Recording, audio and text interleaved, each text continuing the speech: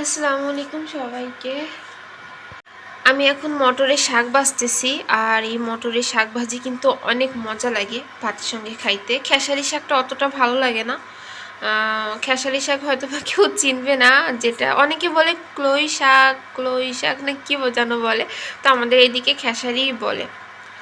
তো আমার কাছে মটরের শাকটাই বেশি ভালো লাগে।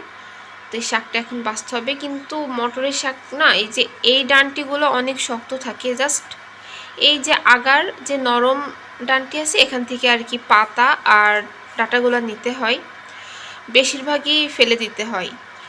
তো শাকটা আমি বেছে নিই। আমি এখন শাক ভাজি করব, তো ওই শাকটা আমি বেছে ধুয়ে নিছি।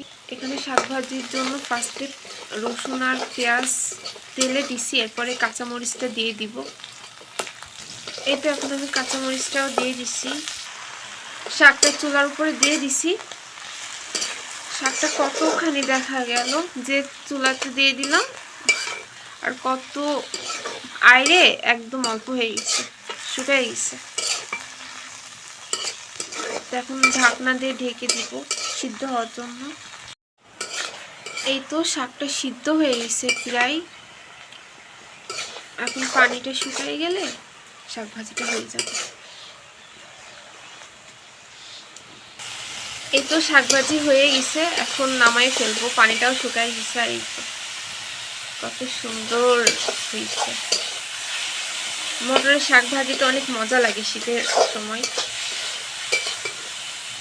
সরিষা শাকের থেকে মটরের শাকটা বেশি মজা আমার কাছে। এই তো গরম গরম শাক ভাজি রেডি। কত মজা না দেখতে। এই তো গরম গরম মটরের শাক ভাজি হয়ে গেছে, এখন আমি এটা নিচে নামিয়ে নিয়ে যাব।